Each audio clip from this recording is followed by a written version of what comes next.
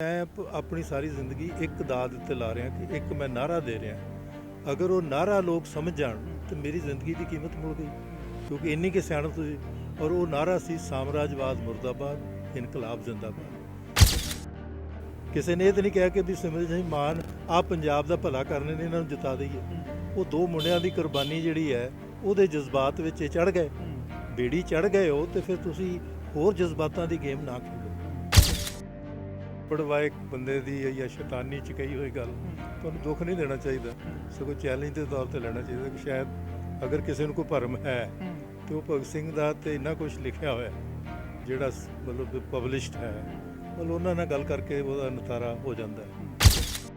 ਪੰਜਾਬ ਦੀ ਵੀ ਹਿੰਦੁਸਤਾਨ ਇੱਕ ਬਹੁਤ ਹੀ critical position ਤੇ ਖੜਾ ਹੈ। ਤੁਹਾਡੇ ਆਉਣ ਵਾਲੇ ਸਮੇਂ ਵਿੱਚ ਲੋਕਾਂ ਨੂੰ ਰੋਟੀ ਦੇ ਲਾਲੇ ਪੈ ਜਾਣੇ ਨੇ, ਨੌਕਰੀਆਂ ਹੈ ਨਹੀਂ। ਉਧਰ ਮਹਿੰਗਾਈ ਜਿਹੜੀ ਹੈ ਉਹ ਅਮਰੀਕਾ ਨੇ ਤੁਹਾਨੂੰ ਦਾਅ ਲਾ ਕੇ ਤੁਹਾਡੀ ਕਣਕ ਸਾਰੀ ਬਾਹਰ ਵਿਕਵਾਤੀ, ਹੁਣ ਲੋਕਾਂ ਨੂੰ ਦੇਣ ਜੋਗੀ ਨਹੀਂ ਰਹੀ। ਇਹ ਕਿੱਥੇ ਲਿਖਿਆ ਹੋਇਆ ਕਿ ਤੁਹਾਨੂੰ ਲੋਕ ਪਾਰਲੀਮੈਂਟ ਵਿੱਚ ਭੇਜਣ ਤੇ ਤੁਸੀਂ ਕਿਰਪਾਨ ਦਾ ਬਹਾਨਾ ਬਣਾ ਕੇ ਉਹਦੀਆਂ ਬੂਹਾਂ ਤੇ ਬਹਿ ਕੇ ਆ ਜਾਓ। ਆ ਪਾਰਟੀ ਨੇ ਵੀ ਕਿਹਾ ਤੇ ਮੈਂ ਉਹਨਾਂ ਨੂੰ ਵੀ ਇਹ ਕਹਿਣਾ ਕਿ ਤੁਸੀਂ ਭਗਤ ਸਿੰਘ ਨੂੰ ਸਮਝ ਕੇ ਕਰ ਰਹੇ ਹੋ ਕਿ ਸਿਰਫ ਇੱਕ ਬੁੱਤ ਬਣਾ ਕੇ ਕਰ ਰਹੇ ਹੋ। ਇੱਕ ਪਾਸੇ ਸ਼ਹੀਦ ਭਗਤ ਸਿੰਘ ਜੀ ਦੀਆਂ ਫੋਟੋਆਂ ਨੂੰ ਪੰਜਾਬ ਦੇ ਸਰਕਾਰੀ ਦਫ਼ਤਰਾਂ ਦੇ ਵਿੱਚ ਲਗਾਇਆ ਜਾ ਰਿਹਾ। ਜਦੋਂ ਦੀ ਆਮ ਆਦਮੀ ਪਾਰਟੀ ਦੀ ਸਰਕਾਰ ਆਈ ਹੈ ਤਾਂ ਉਹਨਾਂ ਨੇ ਕਿਹਾ ਸੀਗਾ ਕਿ ਭਗਤ ਸਿੰਘ ਅਤੇ BR ਅੰਬੇਦਕਰ ਜੀ ਦੀਆਂ ਫੋਟੋਆਂ ਜਿਹੜੀਆਂ ਨੇ ਉਹ ਸਾਰੀ ਸਰਕਾਰੀ ਦਫ਼ਤਰਾਂ ਦੇ ਵਿੱਚ ਲੱਗੀ ਹੋਣੀ ਚਾਹੀਦੀ ਹੈ ਤੇ ਨੌਜਵਾਨਾਂ ਨੂੰ ਭਗਤ ਸਿੰਘ ਤੋਂ ਸੇਧ ਵੀ ਲੈਣੀ ਚਾਹੀਦੀ ਹੈ ਕਿ ਜੋ ਛੋਟੀ ਉਮਰ ਦੇ ਵਿੱਚ ਉਹਨਾਂ ਨੇ ਕੰਮ ਕੀਤਾ, ਇਨਕਲਾਬ ਲਿਆਂਦਾ, ਉਹ ਕੋਈ ਨਹੀਂ ਕਰ ਸਕਦਾ ਸੀਗਾ। ਪਰ ਜਦੋਂ ਸੰਗਰੂਰ ਬਾਈ ਇਲੈਕਸ਼ਨ ਹੁੰਦੀਆਂ ਨੇ, ਸਿਮਰਨਜੀਤ ਸਿੰਘ ਮਾਨ ਲੋਕ ਸਭਾ ਦੀ ਚੋਣ ਜਿਹੜੀ ਹੈ ਜਿੱਤ ਜਾਂਦੇ ਨੇ, ਉਸ ਤੋਂ ਬਾਅਦ ਇੱਕ ਵਿਵਾਦਿਤ ਬਿਆਨ ਦਿੰਦੇ ਨੇ। ਉਹ ਸ਼ਹੀਦ ਭਗਤ ਸਿੰਘ ਨੂੰ ਜਿਹੜੇ ਲੋਕ ਉਹਨਾਂ ਨੂੰ ਆਈਡਲ ਮੰਨਦੇ ਨੇ, ਉਹ ਸਿਮਰਨਜੀਤ ਸਿੰਘ ਮਾਨ ਕਹਿੰਦੇ ਨੇ ਕਿ ਉਹ ਇੱਕ ਅੱਤਵਾਦੀ ਨੇ, ਉਹ ਪਾਰਲੀਮੈਂਟ ਦੇ ਵਿੱਚ ਬੰਬ ਸੁੱਟਦੇ ਨੇ, ਉਹ ਅੱਤਵਾਦੀ ਨੇ। ਉਹਨਾਂ ਦੇ ਸਿਮਰਨਜੀਤ ਸਿੰਘ ਮਾਨ ਦੇ ਪੁੱਤਰ ਦੇ ਵੱਲੋਂ ਵੀ ਸਟੇਟਮੈਂਟ ਫਿਰ ਜਾਰੀ ਕੀਤੀ ਜਾਂਦੀ ਹੈ ਕਿ ਹਰਿਮੰਦਰ ਸਾਹਿਬ ਦੇ ਉੱਥੇ ਮਿਊਜ਼ੀਅਮ ਦੇ ਵਿੱਚ ਉਹਨਾਂ ਦੀਆਂ ਫੋਟੋਆਂ ਕਿਉਂ ਲੱਗੀਆਂ ਹੋਈਆਂ ਨੇ ਕਿ ਉਹ ਨਾਸਤਿਕ ਸੀ। ਤਾਂ ਇਸ 'ਤੇ ਹੀ ਗੱਲਬਾਤ ਕਰਾਂਗੇ। ਸਾਡੇ ਨਾਲ ਸ਼ਹੀਦ ਭਗਤ ਸਿੰਘ ਦੇ ਵੰਸ਼ਜ, ਉਹਨਾਂ ਦੇ ਭਾਂਜੇ ਪ੍ਰੋਫੈਸਰ ਜਗਮੋਹਨ ਸਿੰਘ ਸਾਡੇ ਨਾਲ ਮੌਜੂਦ ਨੇ। ਸਰ, ਕਿੰਨਾ ਕੁ ਦੁੱਖ ਲੱਗਦਾ ਕਿ ਇੱਕ ਪਾਸੇ ਲੋਕ ਸ਼ਹੀਦ ਭਗਤ ਸਿੰਘ ਨੂੰ ਆਈਡਲ ਮੰਨਦੇ ਨੇ ਤੇ ਹੁਣ ਜਿਹੜਾ ਵਿਵਾਦ ਉੱਠ ਗਿਆ ਕਿ ਉਹ ਤਾਂ ਜੀ ਅੱਤਵਾਦੀ ਸੀਗੇ। ਦੇਖੋ, ਮੈਂ ਇਹ ਸਮਝਦਾ ਕਿ ਇਹ ਲੋਕਾਂ ਨੂੰ ਜਗਾਉਣ ਵਾਲੀ ਗੱਲ ਹੈ ਕਿ ਵੀ ਆਪਾਂ ਵੀ ਜਜ਼ਬਾਤੀ ਤੌਰ ਤੇ ਭਗਤ ਸਿੰਘ ਨਾਲ ਜੁੜੇ ਹੋਏ ਹਾਂ ਕਿ ਉਹਦੇ ਵਿਚਾਰਾਂ ਨੂੰ ਵੀ ਸਮਝੇ। ਤਾਂ ਉਹ ਟੈਸਟ ਕਰ ਰਹੇ ਨੇ ਨੌਜਵਾਨਾਂ ਨੂੰ ਕਿ ਵੀ ਤੁਹਾਨੂੰ ਕਿੰਨੀ ਕੁ ਸਮਝ ਹੈ। ਸੋ ਇਸ ਕਰਕੇ ਕਿਸੇ ਆਬੜਵਾਏ ਬੰਦੇ ਦੀ ਜਾਂ ਸ਼ੈਤਾਨੀ ਚ ਕਹੀ ਹੋਈ ਗੱਲ ਤੁਹਾਨੂੰ ਦੁੱਖ ਨਹੀਂ ਦੇਣਾ ਚਾਹੀਦਾ, ਸਗੋਂ ਚੈਲੰਜ ਦੇ ਤੌਰ ਤੇ ਲੈਣਾ ਚਾਹੀਦਾ ਕਿ ਸ਼ਾਇਦ ਅਗਰ ਕਿਸੇ ਨੂੰ ਕੋਈ ਭਰਮ ਹੈ ਤੇ ਉਹ ਭਗਤ ਸਿੰਘ ਦਾ ਤੇ ਇੰਨਾ ਕੁਝ ਲਿਖਿਆ ਹੋਇਆ ਜਿਹੜਾ ਮਤਲਬ ਪਬਲਿਸ਼ਡ ਹੈ, ਮਤਲਬ ਉਹਨਾਂ ਨਾਲ ਗੱਲ ਕਰਕੇ ਉਹਦਾ ਨਿਤਾਰਾ ਹੋ ਜਾਂਦਾ ਹੈ। ਔਰ ਜਿੱਥੋਂ ਤੱਕ ਮਤਲਬ ਇੱਕ ਜਦੋਂ ਤੁਸੀਂ ਕਿਹਾ ਕਿ ਅਸੈਂਬਲੀ 'ਚ ਜਾਣ ਦਾ, ਇਹ ਵੀ ਅਸੈਂਬਲੀ 'ਚ ਗਏ ਨੇ, ਇਹੀ ਸੈਂਟਰਲ ਅਸੈਂਬਲੀ ਹੈ ਜਿਹਦੇ 'ਚ ਭਗਤ ਸਿੰਘ BK ਦੱਤ 20 ਸਾਲ ਦੀ ਉਮਰ 'ਚ ਗਏ, ਲੇਕਿਨ ਉਹ ਉੱਥੇ ਕੁਝ ਸਵਾਲ ਖੜੇ ਕਰਨ ਗਏ ਸੀ। ਮਤਲਬ ਬੰਬ ਉਹਨਾਂ ਨੇ ਇੰਨੀ ਪ੍ਰਸੀਜਨ ਨਾਲ ਚਲਾਇਆ ਜਿਹੜਾ ਉਹ ਕਹਿੰਦੇ ਵੀ ਸਾਡੇ ਲਈ ਬਹੁਤ ਔਖਾ ਸੀ ਕਿ ਕਿਤੇ ਇੱਧਰ ਉੱਧਰ ਹੋ ਜਾਏ ਤੇ ਕਿਸੇ ਨੂੰ ਜਾਨੀ ਨੁਕਸਾਨ ਨਾ ਹੋਵੇ। ਪਰ ਇਹ ਹੈ ਕਿ ਤੁਸੀਂ ਡਰਾਮਾ ਜਿੰਨਾ ਚਿਰ ਕ੍ਰੀਏਟ ਨਹੀਂ ਕਰਦੇ, ਤਾਕਤਵਰ ਤੁਹਾਡੀ ਗੱਲ ਸੁਣਦਾ ਨਹੀਂ। ਤਾਂ ਇਹ ਫਿਰ ਉਹਨਾਂ ਨੇ ਕਿਹਾ ਕਿ ਮੈਂ ਆਪਣੀ ਜ਼ਿੰਦਗੀ, ਕਿਉਂਕਿ ਉਹਨਾਂ ਨੂੰ ਪਤਾ ਕਿ ਇੱਥੋਂ ਮੁੜ ਕੇ ਵਾਪਸੀ ਨਹੀਂ ਹੈ, ਕਿਉਂਕਿ ਕੋਈ ਸਰਕਾਰ ਵੀ ਆਪਣੇ ਦੁਸ਼ਮਣ ਨੂੰ, ਜਿਹੜਾ ਵਿਚਾਰਕ ਦੁਸ਼ਮਣ ਹੋਵੇ, ਉਹਨੂੰ ਛੱਡਦੀ ਨਹੀਂ ਹੈ। ਤਾਂ ਉਹ ਕਹਿੰਦੇ ਵੀ ਮੈਂ ਆਪਣੀ ਸਾਰੀ ਜ਼ਿੰਦਗੀ ਇੱਕ ਦਾਅ ਉੱਤੇ ਲਾ ਰਿਹਾ ਕਿ ਇੱਕ ਮੈਂ ਨਾਅਰਾ ਦੇ ਰਿਹਾ, ਅਗਰ ਉਹ ਨਾਅਰਾ ਲੋਕ ਸਮਝ ਜਾਣ ਤਾਂ ਮੇਰੀ ਜ਼ਿੰਦਗੀ ਦੀ ਕੀਮਤ ਮੁੜ ਗਈ, ਕਿਉਂਕਿ ਇੰਨੀ ਕਿ ਸਿਆਣਪ ਤੁਸੀਂ। ਔਰ ਉਹ ਨਾਅਰਾ ਸੀ ਸਾਮਰਾਜਵਾਦ ਮੁਰਦਾਬਾਦ, ਇਨਕਲਾਬ ਜ਼ਿੰਦਾਬਾਦ। ਔਰ ਸਾਮਰਾਜਵਾਦ ਨੂੰ ਉਹਨਾਂ ਨੇ ਡਿਫਾਈਨ ਕੀਤਾ ਆਮ ਲੋਕਾਂ ਵਾਸਤੇ ਕਿ ਉਹਦਾ ਮਤਲਬ ਹੈ ਕਿ ਇੱਕ ਦੇਸ਼ ਦੂਜੇ ਦੇਸ਼ ਨੂੰ ਲੁੱਟਦਾ ਹੈ, ਔਰ ਉਹ ਆਪਣੇ ਦੇਸ਼ ਵਿੱਚ ਵੀ ਇਹੋ ਜਿਹੇ ਹਾਲਾਤ ਪੈਦਾ ਕਰਦਾ ਹੈ ਕਿ ਜਿਹਦੇ ਵਿੱਚ ਲੋਕਾਂ ਦੀ ਏਕਤਾ ਜਿਹੜੀ ਹੈ ਉਹ ਨਾ ਹੋਵੇ। ਤਾਂ ਇਹ ਇਸ ਕਰਕੇ, ਔਰ ਭਗਤ ਸਿੰਘ ਉੱਥੇ ਅਸਲ 'ਚ ਡੈਮੋਕ੍ਰੇਸੀ ਨੂੰ ਮਜ਼ਬੂਤ ਕਰਨ ਗਏ ਸੀ, ਇਹ ਸਮਝਣਾ ਚਾਹੀਦਾ। ਕਿਉਂਕਿ ਦੋ ਕਾਨੂੰਨ ਜਿਹੜੇ ਨੇ ਜਿਨ੍ਹਾਂ ਨੂੰ ਸਾਡੇ ਚੁਣੇ ਹੋਏ ਨੁਮਾਇੰਦਿਆਂ ਨੇ ਨਾ ਕਰਤੀ ਸੀ, ਲੇਕਿਨ ਅੰਗਰੇਜ਼ ਸਰਕਾਰ ਉਹਦੇ ਤੋਂ ਬਾਅਦ ਧੱਕੇ ਨਾਲ ਆਰਡੀਨੈਂਸ ਰਾਹੀਂ ਉਹਨਾਂ ਨੂੰ ਪਾਸ ਕਰਨਾ ਚਾਹੁੰਦੀ ਸੀ। ਐਗਜ਼ੈਕਟ ਉਸ ਟਾਈਮ 'ਤੇ ਉਹਨਾਂ ਨੇ ਆਪਣੀ ਇੰਟਰਸੈਪਸ਼ਨ ਕੀਤੀ। ਔਰ ਉਹ ਦੋ ਕਾਨੂੰਨ ਕੀ ਸੀ ਕਿ ਨਿੱਜੀ ਆਜ਼ਾਦੀ ਜਿਹੜੀ ਹੈ ਉਹਦੇ ਤੋਂ ਬਗੈਰ ਸੰਪੂਰਨ ਆਜ਼ਾਦੀ ਦਾ ਮਤਲਬ ਕੋਈ ਨਹੀਂ ਹੈ, ਔਰ ਲੋਕਾਂ ਨੂੰ ਇਕੱਠੇ ਹੋ ਕੇ ਆਪਣਾ ਹੱਕ ਮੰਗਣ ਦੀ ਆਜ਼ਾਦੀ ਤੋਂ ਬਗੈਰ ਲੋਕਤੰਤਰ ਨਹੀਂ ਹੋ ਸਕਦਾ। ਤਾਂ ਇਹ ਤਿੰਨ ਚੀਜ਼ਾਂ ਦੇ ਉੱਤੇ ਉਹਨਾਂ ਨੇ, ਨੌਜਵਾਨਾਂ ਨੇ ਆਪਣੇ ਆਪ ਨੂੰ ਬਲੀ ਵੇਦੀ ਤੇ ਭੇਜਿਆ। ਉਹ ਅੱਤਵਾਦ ਕੀ ਹੈ ਮਤਲਬ ਇਹ ਹੈ ਕਿ ਸਿਮਰਨਜੀਤ ਸਿੰਘ ਮਾਨ ਕਹਿੰਦੇ ਨੇ ਕਿ ਜੇਕਰ ਕੋਈ ਹੁਣ ਅੱਜ ਦੇ ਟਾਈਮ 'ਚ ਕੋਈ ਵਿਅਕਤੀ ਪਾਰਲੀਮੈਂਟ ਦੇ ਵਿੱਚ ਜਾ ਕੇ ਬੰਬ ਸੁੱਟਦਾ ਤੇ ਨਾਮ ਉਹਨੂੰ ਕਹਿੰਦੇ ਕਿ ਆਜ਼ਾਦੀ ਦੇ ਵਾਸਤੇ, ਪਰ ਉਹ ਐਕਟ ਕਿਹੜਾ ਹੋਇਆ, ਕਹਿੰਦੇ ਉਹ ਤਾਂ ਇੱਕ ਟੈਰਰਿਸਟ ਐਕਟ ਹੈ। ਉਹ ਜਿਹੜਾ ਹੈ ਕਿ ਇਹ ਕਿੱਥੇ ਲਿਖਿਆ ਹੋਇਆ ਕਿ ਤੁਹਾਨੂੰ ਲੋਕ ਪਾਰਲੀਮੈਂਟ ਵਿੱਚ ਭੇਜਣ ਤੇ ਤੁਸੀਂ ਕਿਰਪਾਨ ਦਾ ਬਹਾਨਾ ਬਣਾ ਕੇ ਉਹਦੀਆਂ ਬੂਹਾਂ ਤੇ ਬਹਿ ਕੇ ਆ ਜਾਓ। ਇਹ ਸਭ ਤੋਂ ਵੱਡੀ ਗੱਲ ਹੈ। ਅੱਜ ਇੱਕ ਬੰਬ ਦੀ ਲੋੜ ਨਹੀਂ ਹੈ। ਮੇਰੇ ਮਦਰ ਵੀ ਮਤਲਬ 1983 ਵਿੱਚ ਇਸੇ ਹੀ ਪਾਰਲੀਮੈਂਟ 'ਚ ਗਏ ਸੀਗੇ ਇਹ ਯਾਦ ਕਰਾਉਣ ਲਈ ਕਿ ਉਦੋਂ ਜਿਹੜੇ ਲੋਕਾਂ ਦੇ ਵਿਰੁੱਧ ਕਾਨੂੰਨ ਪਾਸ ਹੋ ਰਹੇ ਸੀ, ਮੇਰੇ ਵੀਰਾਂ ਨੇ ਆਪਣੀ ਜ਼ਿੰਦਗੀ ਉਹ ਰੋਕਣ ਲਈ ਲਾਈ ਸੀ, ਔਰ ਤੁਸੀਂ ਫਿਰ ਉਹ ਪਾਸ ਕਰ ਰਹੇ ਹੋ। ਉਹ ਵੀ ਗਏ ਨੇ, ਉਦੋਂ ਬੰਬ ਦੀ ਲੋੜ ਨਹੀਂ ਹੈ। ਜੇ ਤੁਸੀਂ ਗੱਲ ਕਰ ਸਕਦੇ ਹੋ, ਦਲੀਲ ਦੇ ਸਕਦੇ ਹੋ, ਪਰ ਇਸੇ ਦਲੀਲ ਤੋਂ ਤੇ ਸਿਮਰਜੀਤ ਮਾਨ ਨੂੰ ਦੌੜ ਰਹੇ ਕਿ ਅੱਜ ਪੰਜਾਬ ਦੀ ਪ੍ਰੋਬਲਮ ਭਗਤ ਸਿੰਘ ਨਹੀਂ ਹੈ। ਇਹ ਠੀਕ ਹੈ ਕਿ ਆਪ ਪਾਰਟੀ ਨੇ ਵੀ ਕਿਹਾ, ਤੇ ਮੈਂ ਉਹਨਾਂ ਨੂੰ ਵੀ ਇਹ ਕਹਿਣਾ ਕਿ ਤੁਸੀਂ ਭਗਤ ਸਿੰਘ ਨੂੰ ਸਮਝ ਕੇ ਕਰ ਰਹੇ ਹੋ ਕਿ ਸਿਰਫ ਇੱਕ ਬੁੱਤ ਬਣਾ ਕੇ ਕਰ ਰਹੇ ਹੋ, ਕਿਉਂਕਿ ਬੁੱਤ ਦਾ ਮਤਲਬ ਹੁੰਦਾ ਰੂਹ ਖਤਮ ਕਰ ਦਿਓ। ਰੂਹ ਜਿਹੜੀ ਹੈ ਭਗਤ ਸਿੰਘ ਦੀ ਉਹ ਲੋਕਾਂ 'ਚ ਵਸੀ ਹੋਈ ਹੈ। ਲੋਕਾਂ ਨੂੰ ਹਰ ਥਾਂ ਆਪਣੇ ਮੁਸ਼ਕਲਾਂ ਦਾ ਜਿਹੜਾ ਹੱਲ ਹੈ ਉਹ ਭਗਤ ਸਿੰਘ ਵਿੱਚ ਨਜ਼ਰ ਆਉਂਦਾ। ਤੋ ਇਹ ਇਸ ਕਰਕੇ ਇਹਨੂੰ ਉਹ ਦਲੀਲ ਜਿਹੜੀ ਹੈ ਮੈਨੂੰ ਲੱਗਦਾ ਕਿ ਉਹ ਹੁਣ ਬਣਾਏ, ਕਿਉਂਕਿ ਉਹਨਾਂ ਨੂੰ ਦਲੀਲ ਮੋੜਨ ਦੁਬਾਰਾ ਕਰਨ ਦੀ ਇੱਕ ਆਦਤ ਪਈ ਹੋਈ ਹੈ। ਔਰ ਉਹਨਾਂ ਨੂੰ ਇਹ ਹੈ ਕਿਉਂਕਿ ਜਜ਼ਬਾਤਾਂ ਦੀ ਹਵਾ ਤੇ ਚੜ੍ਹ ਕੇ ਗਏ, ਉੱਥੇ ਕਿਸੇ ਕੰਮ ਕਰਕੇ ਤੇ ਨਹੀਂ ਗਏ। ਕਿਸੇ ਨੇ ਇਹ ਤਾਂ ਨਹੀਂ ਕਿਹਾ ਕਿ ਵੀ ਸਿਮਰਜੀਤ ਸਿੰਘ ਮਾਨ ਆਹ ਪੰਜਾਬ ਦਾ ਭਲਾ ਕਰਨੇ ਨੇ, ਇਹਨਾਂ ਨੂੰ ਜਿਤਾ ਦਈਏ। ਉਹ ਦੋ ਮੁੰਡਿਆਂ ਦੀ ਕੁਰਬਾਨੀ ਜਿਹੜੀ ਹੈ ਉਹਦੇ ਜਜ਼ਬਾਤ ਵਿੱਚ ਚੜ੍ਹ ਗਏ, ਬੇੜੀ ਚੜ੍ਹ ਗਏ ਹੋ, ਤੇ ਫਿਰ ਤੁਸੀਂ ਹੋਰ ਜਜ਼ਬਾਤਾਂ ਦੀ ਗੇਮ ਨਾ ਖੇਡੋ। ਔਰ ਉਹ ਵੀ ਹੈ ਕਿ ਉਹਨਾਂ ਨੂੰ ਇਹ ਲੱਗਦਾ ਹੈ ਕਿ ਵੀ ਮੈਂ ਤੇ ਹੁਣ ਬੁੱਢਾ ਹੋ ਗਿਆ, ਹੁਣ ਮੁੰਡੇ ਨੂੰ ਲਾਂਚ ਕਰੀਏ, ਤੇ ਉਹ ਜਿਹੜੇ ਆਪਣੇ ਗੁਰ ਨੇ ਉਹਨਾਂ ਨੂੰ ਸਿਖਾ ਰਹੇ ਨੇ ਕਿ ਵੀ ਤੁਸੀਂ ਇਦਾਂ ਦੀ ਕੰਟਰੋਵਰਸੀ ਸ਼ੁਰੂ ਕਰੋ। ਤਾਂ ਅੱਛਾ, ਉਹਦੇ ਵਿੱਚ ਵੀ ਹੈ ਕਿ ਉਹਨਾਂ ਦੇ ਪੁੱਤਰ ਕਹਿੰਦੇ ਨੇ ਕਿ ਮੈਂ ਦਰਬਾਰ ਸਾਹਿਬ ਜਦੋਂ ਮੱਥਾ ਟੇਕਣ ਜਾਂਦਾ, ਮੈਂ ਮੱਥਾ ਟੇਕ ਕੇ ਜਦੋਂ ਵਾਪਸ ਆਉਣਾ ਤਾਂ ਉੱਥੇ ਨਾਸਤਕ ਬੰਦੇ ਦੀ ਫੋਟੋ ਲੱਗੀ ਹੁੰਦੀ, ਉਹ ਭਗਤ ਸਿੰਘ ਨੂੰ ਨਾਸਤਕ ਕਹਿੰਦੇ ਨੇ। ਸੁਣੋ ਨਾ, ਉਹਨਾਂ ਦਾ ਲੇਖ ਪੜ੍ਹਿਆ, ਮਤਲਬ ਨਾਸਤਕਤਾ ਕੀ ਹੈ। ਪਹਿਲੀ ਤਾਂ ਗੱਲ ਹੈ ਕਿ ਸਿੱਖੀ ਵਿੱਚ ਕੋਈ ਆਸਤਕ ਨਾਸਤਕ ਦਾ ਸਵਾਲ ਨਹੀਂ ਹੈ। ਪੂਰੇ ਗ੍ਰੰਥ ਸਾਹਿਬ ਵਿੱਚ ਇੱਕ ਵਾਰੀ ਆਸਤਕ ਨਾਸਤਕ ਆਉਂਦਾ, ਕਿਉਂਕਿ ਪੁਰਾਣੀ ਫਿਲਾਸਫੀਕਲ ਹੈ। ਦੂਜਾ ਹੈਗਾ ਕਿ ਭਗਤ ਸਿੰਘ ਦਾ ਉਹੀ ਫਾਰਮੂਲਾ ਹੈ ਜਿਹੜਾ ਗੁਰੂ ਗੋਬਿੰਦ ਸਿੰਘ ਨੇ ਸਿੱਖਾਂ ਨੂੰ ਦਿੱਤਾ ਕਿ ਵੀ ਆਪਣੇ ਆਪ ਵਿੱਚ ਯਕੀਨ ਪੈਦਾ ਕਰੋ। ਕਿਉਂ ਉਹ ਕਹਿੰਦੇ ਨੇ ਕਿ ਮੇਰਾ ਇੱਕ ਸਿੱਖ 1.25 ਲੱਖ ਨਾਲ ਲੜ ਸਕਦਾ, ਕਿ ਔਰ ਉਹ ਆਪਣੀ ਪ੍ਰੋਬਲਮ ਆਪ ਕਰ ਸਕਦਾ। ਅਸੀਂ ਰੋਜ਼ ਅਰਦਾਸ ਕਰਦੇ ਹਾਂ ਕਿ ਸਿੱਖ ਉਹ ਹੈ ਜਿਹੜਾ ਸ਼ਬਦ ਵਿੱਚੋਂ ਖੋਜ ਕੇ ਮਤਲਬ ਕੱਢ ਲਏ। ਤਾਂ ਇਹ ਜਿਹੜਾ ਖੋਜੀ ਹੋਣਾ ਹੈ, ਮਤਲਬ ਉਹ ਕਿਉਂਕਿ ਉਹਨਾਂ ਦੇ ਉੱਤੇ ਇਹ ਇਲਜ਼ਾਮ ਲੱਗਾ, ਔਰ ਉਹ ਕਹਿੰਦੇ ਵੀ ਮੇਰੇ ਵਾਸਤੇ ਇਹ ਕੋਈ ਬਹੁਤ, ਮੈਂ ਇਸ ਬਹਿਸ 'ਚ ਨਹੀਂ ਸੀ ਪੈਣਾ ਚਾਹੁੰਦਾ, ਲੇਕਿਨ ਅਗਰ ਕਿਸੇ ਨੇ ਕਹਿ ਦਿੱਤਾ ਕਿ ਤੇਰੀ ਹਉਮੈ ਕਰਕੇ ਤੇਰੇ ਵਿਚਾਰ ਨੇ, ਤੇ ਮੈਨੂੰ ਦੱਸਣੇ ਪੈਣਗੇ।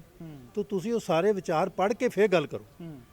ਮਤਲਬ ਨਾਸਤਿਕਤਾ ਦਾ ਕਿਹੜਾ ਹੈ, ਤੁਸੀਂ ਮਤਲਬ ਅਗਰ ਗੁਰ ਦੀ ਗੱਲ ਕਰੀਏ ਤਾਂ ਮੈਂ ਸਕਦਾ ਉਹ ਵੀ ਐਵੇਂ ਬੇਥਵੀ ਗੱਲ ਹੈ।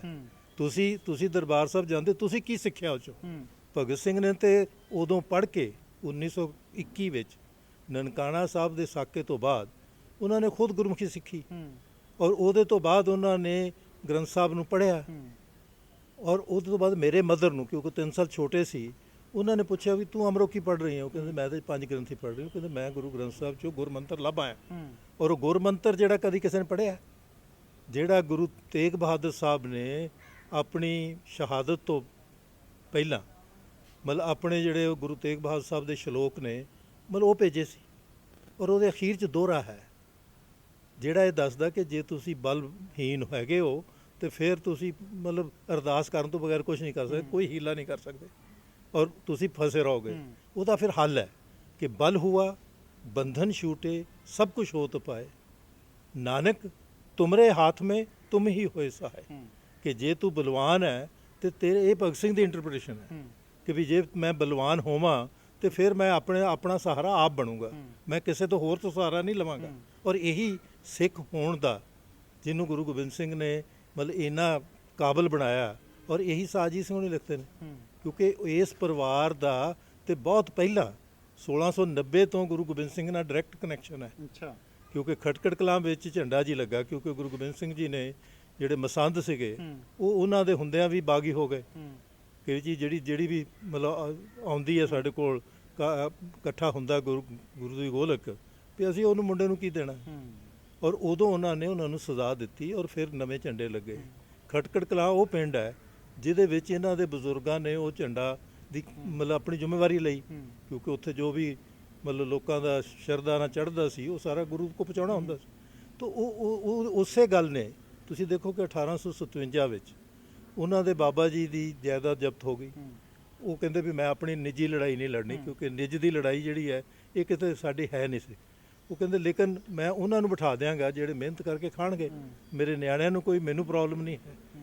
ਲੇਕਿਨ ਜਦੋਂ 1857 ਬਣੀ, ਇਹੀ ਜਿਹੜੇ ਵੱਡੇ ਸਰਦਾਰ ਸੀ ਇਹਨਾਂ ਨੇ ਮਤਲਬ ਉਹ ਪੈ ਗਏ, ਜਦੋਂ ਕਹਿ ਰਹੇ ਨਾ ਵੀ ਉਹਨਾਂ ਨੂੰ ਖੁਸ਼ ਕਰਨ ਲਈ ਉਹ ਹੈ ਜੌਨ ਲਾਰੈਂਸ ਦੇ ਪੈਰੀ ਪੈ ਗਏ। ਉਹ ਕਹਿੰਦਾ ਵੀ ਤੁਸੀਂ ਮੇਰੀ ਮਦਦ ਕਰੋ, 1857 ਨੂੰ ਦਬਾਉਣ ਲਈ ਮੈਂ ਤੁਹਾਨੂੰ ਜਾਇਦਾਦ ਦਿਆਂਗਾ। ਇਹ ਸੁਨੇਹਾ ਜਦੋਂ ਸਾਰ ਮਤਲਬ ਫਤਿਹ ਸਿੰਘ ਹੋਣਾ ਕੋਲ, ਭਗਤ ਸਿੰਘ ਦੇ ਪੜਦਾਦਾ ਜੀ ਕੋ ਆਇਆ, ਉਹ ਕਹਿੰਦੇ ਇਹੀ ਤਾਂ ਜ਼ਿੰਦਗੀ ਦਾ ਇਮਤਿਹਾਨ ਹੈ ਕਿ ਤੁਸੀਂ ਜਾਇਦਾਦ ਮਗਰ ਜਾਂਦੇ ਹੋ ਕਿ ਅਸੂਲ ਮਗਰ ਜਾਂਦੇ ਹੋ। ਔਰ ਅਸੂਲ ਜਿਹੜਾ ਅਸੀਂ ਗੁਰੂ ਗੋਬਿੰਦ ਸਿੰਘ ਤੋਂ ਸਾਡੇ ਬਜ਼ੁਰਗਾਂ ਨੇ ਸਿੱਖਿਆ, ਔਰ ਅਸੂਲ ਇਹ ਹੈ ਕਿ ਜਿੱਥੇ ਵੀ ਲੋਕ ਆਪਣੇ ਹੱਕ ਲਈ ਖੜੇ ਹੋਣ, ਆਜ਼ਾਦੀ ਲਈ ਲੜ ਰਹੇ ਹੋਣ, ਉਹਨਾਂ ਦੇ ਨਾਲ ਖੜੇ ਹੋਣਾ ਮਤਲਬ ਤੁਹਾਡੀ ਮਤਲਬ ਅਸੂਲ ਦੀ ਮਤਲਬ ਅਸੂਲ ਮੰਨਣ ਵਾਲੀ ਗੱਲ ਹੈ। ਤਾਂ ਇਹ ਗੱਲ 4 ਪੁਸ਼ਤਾਂ, ਕਿਉਂਕਿ ਉਹਦੇ ਤੋਂ ਬਾਅਦ ਭਗਤ ਸਿੰਘ ਦੇ ਦਾਦਾ ਜੀ, ਭਗਤ ਸਿੰਘ ਦੇ ਚਾਚਾ ਜੀ, ਸਾਰਿਆਂ ਨੇ ਆਪਣੀ ਜ਼ਿੰਦਗੀ ਲੋਕਾਂ ਲਈ ਲਾਈ। ਉਹ ਉਸ ਅਸੂਲ ਕਰਕੇ ਕਿ ਅਸੂਲ ਇਹ ਹੈ। ਉਹਨਾਂ ਨੇ ਗੁਰੂ ਗੋਬਿੰਦ ਸਿੰਘ ਤੋਂ ਇਹ ਅਸੂਲ ਸਿੱਖਿਆ। ਇਹਨਾਂ ਨੇ ਇਹ ਅਸੂਲ ਸਿੱਖਿਆ ਕਿ ਵੀ ਸਰਕਾਰ ਦੀ ਮਤਲਬ ਜਿਹੜੀ ਵੀ ਸਰਕਾਰ ਹੈ ਉਹਦੇ ਪੈਰਾਂ 'ਚ ਪੈ ਜਾਓ, ਉਹਦੇ ਨਾਲ ਸਮਝੌਤਾ ਕਰੋ ਔਰ ਉਹਦੇ ਨਾਲ ਜਾਇਦਾਦ ਬਣਾਓ। ਤਾਂ ਇਹ ਜਿਹੜਾ ਮਤਲਬ ਹੈ ਕਿ ਮੈਨੂੰ ਲੱਗਦਾ ਇਹ ਦਲੀਲ ਲੋਕਾਂ ਨੂੰ ਜ਼ਰੂਰ ਸਮਝਣੀ ਚਾਹੀਦੀ ਹੈ ਕਿ ਵੀ ਇੱਕ ਵਾਰੀ ਹੈ ਕਿ ਜੋ ਉਹ ਕਹਿ ਰਹੇ ਨੇ ਕਿਉਂਕਿ ਉਹ ਭਗਤ ਸਿੰਘ ਦਾ ਲਿਖਿਆ ਹੋਇਆ, ਉਹ ਮੇਰੀ ਇੰਟਰਪ੍ਰੀਟੇਸ਼ਨ ਨਹੀਂ ਹੈ। ਤੁਸੀਂ ਇੱਕ ਵਾਰੀ ਪੜ੍ਹ ਕੇ ਤਾਂ ਦੇਖੋ। ਔਰ ਉਹ ਇਹੀ ਕਹਿ ਰਹੇ ਨੇ ਕਿ ਵੀ ਜਿਹੜੇ ਨੌਜਵਾਨ ਨੇ, ਜੇ ਉਹਨੇ ਆਪਣੇ ਆਪ ਵਿੱਚ ਵਿਸ਼ਵਾਸ ਪੈਦਾ ਨਹੀਂ ਕੀਤਾ ਤੇ ਤੁਹਾਡੇ 'ਚ ਵਿਸ਼ਵਾਸ ਕਿਉਂ ਪੈਦਾ ਹੋਊਗਾ ਜੇ ਤੁਸੀਂ ਗੁਰ ਸ਼ਬਦ ਜਾਣਦੇ ਹੋ। ਇਹ ਤਾਂ ਗੁਰੂ ਨਾਨਕ ਵੀ ਕਹਿੰਦਾ ਨਾ ਕਿ ਜੇ ਤੁਸੀਂ ਗੁਰ ਸ਼ਬਦ ਜਾਣ ਲਿਆ ਫਿਰ ਤੁਸੀਂ ਹੱਲ ਕਰ ਸਕਦੇ ਹੋ। ਇਹੀ ਭਗਤ ਸਿੰਘ ਕਹਿ ਰਹੇ ਨੇ ਕਿ ਰੈਸ਼ਨੈਲਿਟੀ ਜਿਹੜੀ ਹੈ, ਜਿਹੜਾ ਤਰਕ ਹੈ, ਅਗਰ ਤੁਸੀਂ ਤਰਕ ਸੰਗਤ ਹੈਗੇ ਹੋ ਤਾਂ ਤੁਹਾਡਾ ਯਕੀਨ ਬਣਦਾ। ਜੇ ਅਗਰ ਤੁਸੀਂ ਸ਼ਰਧਾਵਾਦੀ ਹੋ ਤੇ ਫਿਰ ਤੁਹਾਡਾ ਯਕੀਨ ਨਹੀਂ ਬਣਦਾ। ਇਹ ਸਭ ਤੋਂ ਬਾਅਦ ਇੱਕ ਹੋਰ ਵਿਵਾਦ ਉੱਠਿਆ ਸੀਗਾ ਕਿ ਸਿਮਰਨਜੀਤ ਸਿੰਘ ਮਾਨ ਦੇ ਜਿਹੜੇ ਨਾਨਾ ਜੀ ਸੀਗੇ, ਉਹਨਾਂ ਨੇ ਜਨਰਲ ਡਾਇਰ ਨੂੰ, ਜਿਨ੍ਹਾਂ ਨੇ ਜਲਿਆਂਵਾਲੇ ਬਾਗ ਦੇ ਵਿੱਚ ਸਾਰਾ ਕੀਤਾ ਸੀਗਾ, ਹਜ਼ਾਰਾਂ ਜਾਨਾਂ ਗਈਆਂ, ਉੱਥੇ ਵੀ ਉਹਨਾਂ ਨੂੰ ਸਰੋਪਾ ਪਾਇਆ ਸੀਗਾ। ਤੇ ਉਹ ਤਰਕ ਦਿੰਦੇ ਨੇ ਕਿ ਗੁੱਸਾ ਸ਼ਾਂਤ ਕਰਨ ਦੇ ਲਈ ਸਰੋਪਾ ਪਾਇਆ। ਦੇਖੋ ਪਹਿਲਾਂ ਇਹਨਾਂ ਨੇ ਮਾਫੀ ਮੰਗੀ ਉਹਦੀ 2002 'ਚ, ਹੁਣ ਨਵੀਂ ਦਲੀਲ ਆ ਗਈ। ਫਿਰ ਇਹੀ ਤੇ ਮੈਂ ਕਹਿ ਰਿਹਾ ਕਿ ਜਗੀਰਦਾਰ ਦਾ ਕੰਮ ਹੈ ਕਿ ਜਿਹੜਾ ਰਾਜ ਕਰਨ ਵਾਲਾ ਉਹਨੂੰ ਮੱਥਾ ਟੇਕੇ। ਫਿਰ ਉਹੀ ਤੇ ਮੰਨ ਰਹੇ ਨੇ। ਉਹ ਮਤਲਬ ਗੁੱਸਾ ਹੋਇਆ ਠੰਡਾ ਕਿ ਨਹੀਂ ਹੋਇਆ ਉਹ ਤਾਂ ਵੱਖਰੀ ਗੱਲ ਹੈ। ਲੇਕਿਨ ਇਹੀ ਜਿਹੜਾ ਹੈ, ਪਰ ਉਹ ਜਿਹੜਾ ਮਤਲਬ ਇਹਨਾਂ ਨੇ ਗੁਰੂ ਅੰਗਦ ਦੇਵ ਜੀ ਦੇ ਜਨਮ ਸਥਾਨ 'ਤੇ ਸਾਡੇ ਦੂਸਰੇ ਗੁਰੂ ਸਾਹਿਬਾਨ ਨੇ ਮਤਲਬ ਉੱਥੇ ਸਰਾਏ ਨਾਗਾ ਜਿਹੜੀ ਇਹਨਾਂ ਨੇ 200 ਗੋਲੀ ਉਸ ਗੁਰਦੁਆਰੇ 'ਤੇ ਚਲਾਈ, ਉਹਦੀ ਬੇਹੁਰਮਤੀ ਕੀਤੀ। ਉੱਥੇ ਮਤਲਬ ਨਿਹੰਗ ਸਿੰਘਾਂ ਨੂੰ ਇਹਨਾਂ ਨੇ ਸ਼ਾਦੀ ਦੇ ਕੇ ਮਤਲਬ ਬੁਲਾਇਆ ਔਰ ਉਸ ਤੋਂ ਬਾਅਦ ਆਪਣੇ ਹੱਥ ਨਾਲ ਗੋਲੀਆਂ ਮਾਰੀਆਂ। ਮਤਲਬ ਇਹਨੂੰ ਕਿੱਥੇ ਦੱਸਣਗੇ ਕਿ ਇਹ ਕਿਹਦਾ ਗੁੱਸਾ ਸ਼ਾਂਤ ਹੋ ਰਿਹਾ ਸੀ। ਇਹ ਮਤਲਬ ਉਸ ਵੇਲੇ ਦੀ ਸਰਕਾਰ ਦਾ ਗੁੱਸਾ ਸ਼ਾਂਤ ਕਰ ਰਿਹਾ ਸੀ ਜਾਂ ਸਰਕਾਰ ਦੀ ਨੀਤੀ ਨੂੰ ਲਾਗੂ ਕਰ ਰਿਹਾ ਸੀ। ਇਹਦਾ ਜਵਾਬ ਕੋਈ ਨਹੀਂ ਦਿੰਦੇ। ਇਹ ਸਿੱਖ ਸੰਗਤ ਨੂੰ ਮਤਲਬ ਇਹ ਜਿਹੜੀ ਬੇਅਦਬੀ ਹੈ ਇਹਦਾ ਵੀ ਜਵਾਬ ਦੇਣਾ ਪੈਣਾ ਉਹਨਾਂ ਨੂੰ, ਕਿਉਂਕਿ ਤੁਸੀਂ ਦੌੜ ਨਹੀਂ ਸਕਦੇ। ਇਤਿਹਾਸ ਬਹੁਤ ਕਰਖਤ ਹੁੰਦਾ ਹੈ। ਇਤਿਹਾਸ ਅਗਰ ਭਗਤ ਸਿੰਘ ਨੂੰ ਮਤਲਬ ਟੈਸਟ ਕਰ ਰਿਹਾ, ਕਿਉਂਕਿ 50 ਵਾਰੀ ਤੁਸੀਂ ਚੀਜ਼ਾਂ ਨੂੰ ਵਿਗਾੜ ਕੇ ਪੇਸ਼ ਕੀਤਾ, ਤੋ ਇਸ ਕਰਕੇ ਮੈਂ ਸਮਝਦਾ ਕਿ ਇਹਦੇ ਨਾਲੋਂ ਜ਼ਿਆਦਾ ਮੈਨੂੰ ਲੱਗਦਾ ਕਿ ਅੱਜ ਪੰਜਾਬ ਦੀ ਵੀ ਹਿੰਦੁਸਤਾਨ ਇੱਕ ਬਹੁਤ ਹੀ ਕ੍ਰਿਟੀਕਲ ਪੋਜੀਸ਼ਨ 'ਤੇ ਖੜ੍ਹਾ ਹੈ। ਤੁਹਾਡੇ ਆਉਣ ਵਾਲੇ ਸਮੇਂ ਵਿੱਚ ਲੋਕਾਂ ਨੂੰ ਰੋਟੀ ਦੇ ਲਾਲੇ ਪੈ ਜਾਣੇ ਨੇ, ਨੌਕਰੀਆਂ ਹੈ ਨਹੀਂ।